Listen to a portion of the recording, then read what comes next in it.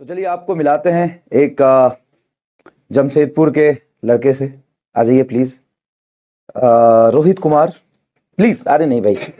तो रोहित कुमार जी यकीन 2.0 2024 में पढ़े थे और 2025 में भी पढ़े थे। 2 साल तैयारी किया इन्होंने, रिग्रेस बहुत मेहनत किया और 2024 की नीट में इनके मार्क्स थे 619 जी।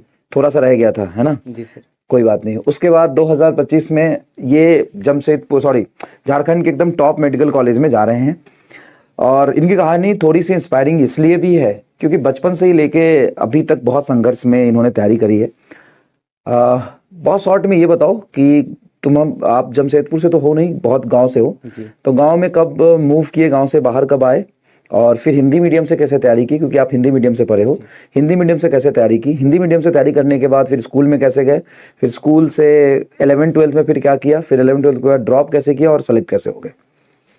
बचपन में ही मतलब जब हम 1-2 साल के थे तभी पापा हम लोग को जमशेदपुर ले आए थे गांव से।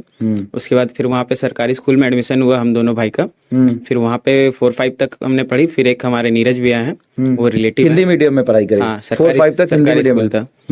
तो फिर वहाँ से फिर नीरज भी एक SS अकेडमी स्कूल है, वहाँ पे फीस माफ करवा कर, कम करवा के वहाँ पे एडमिशन कराया। वो स्कूल 8 तक था, एफिलिएशन नहीं था वहाँ का। तो 8 तक फिर वो स्कूल से पढ़े। फिर थोड़ा सा फाइनेंशियल प्रॉब्लम के जैसे भैया पढ़ाई छोड़ दिए थे, तो फिर भैया मुंबई गए थे काम करने के लिए। फिर उन्होंने मेरा एडमिशन DSM स्कूल में करा दिया। वहाँ से मैंने 9th-10th दिया। उसके बाद 10th के बाद मैंने 1-2 महीना मेडिकल में काम किया।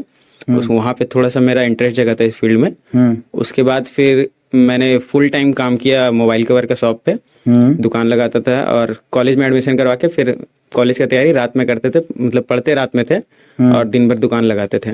उसके बाद 12th में कितने घंटे दुकान लगाते थे?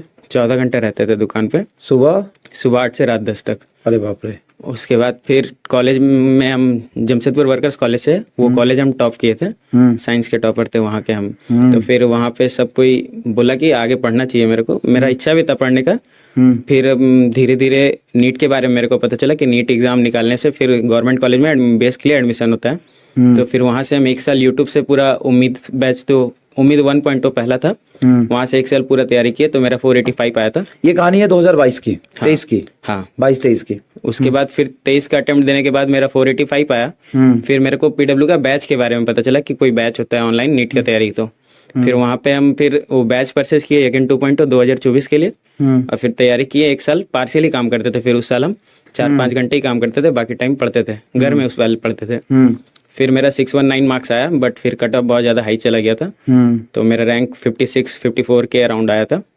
तो उस साल मेरा नहीं हो पाया। फिर हम वापस से काम करने वाले थे। फिर PW का जो यूट्यूब चैनल है उस पर अलग से लाइव थे। फिर वहाँ पे सर जिसका भी 600 अबव मार्क्स था उसको बैच फ्री दे दिए थे। तो फिर हम 1 साल और तैयारी किए इस बार, और इस बार मेरा हो गया। तो जब आप तैयारी किए थे इस बार जी, तो या पिछले साल भी तैयारी कर रहे थे, तो कितने घंटे के लिए काम करने जाते थे?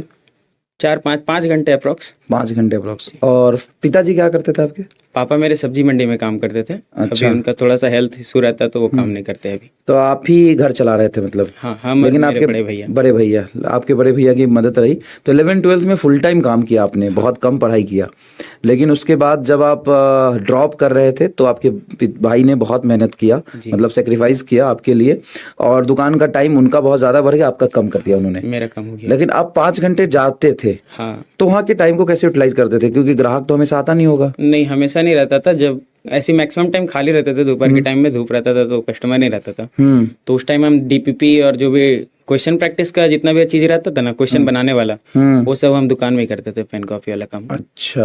और लेक्चर्स फिर घर में भी करते थे। चलो यार, बहुत बढ़िया। वैसे तो डिटेल में हमने बात करी है, बहुत इंस्पायरिंग स्टोरी है, बहुत बच्चों को हिम्मत मिलेगा काम करने का, मेहनत करने का। अरे परेशान मत हो यार ये थोड़ा काँप भी रहा है और परेशान भी हो रहा है थोड़ा। कोई बात नहीं, मस्त रहो और बाकी जाओ कॉलेज में पढ़ो। घर के हालात तो तुमने ठीक कर ही दोगे अब, बढ़िया पढ़ाई करके, है ना? चलो बाय। ठीक है भाई, चलो मिलते हैं फिर दोबारा। Please please please.